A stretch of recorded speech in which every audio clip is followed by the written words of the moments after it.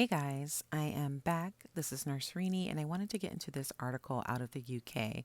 It says safety alert issued over common drug administered to women giving birth.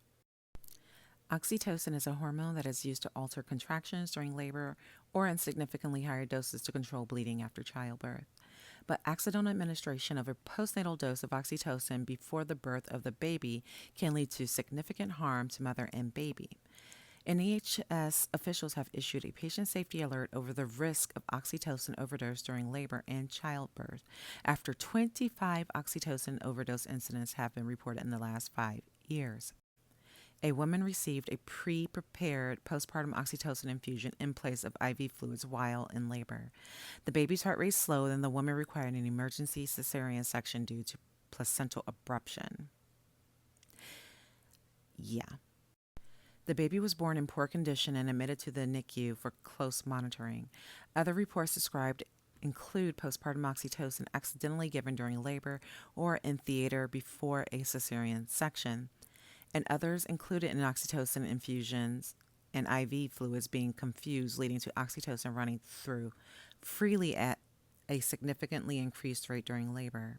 The alert has been issued by NHS England's National Patient Safety Team and endorsed by the Royal College of OBGYN and Midwives. It calls for maternity providers to stop pre-preparing oxytocin infusions at ward level in all clinical areas, including delivery suites and theaters. To minimize any potential risk of delayed treatment of excessive bleeding after birth, postpartum hemorrhage kits or trolleys should be made available in all clinical areas, the alert adds. So, this is where the fear of oxytocin comes from, I think, for a lot of women.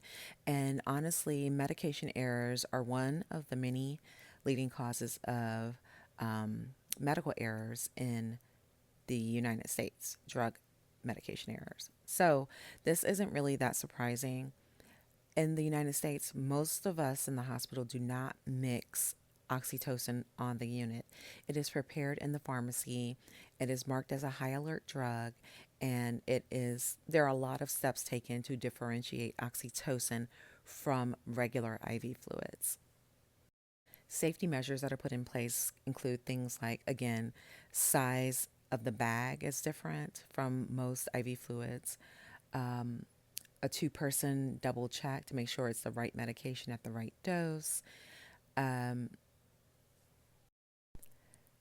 Administration by way of using the electronic medical record and scanning the patient and scanning the medication and entering the dose, and it has to line up with the order, and it's all like electronically monitored.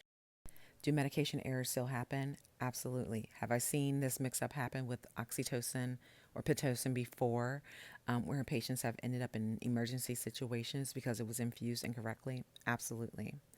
But I think this article is a bit misleading. It is not the drug itself that's the problem. It is those that are preparing and or administrating the medication. So don't let this article scare you away from Pitocin. I think what we have to emphasize here is that these are medication errors, human errors made by people, and it's not the drug itself. Any drug taken in excess of what it is recommended will be dangerous. So just keep that in mind. Let me know if you have any questions, like, share, follow, subscribe, all of the things. Bye.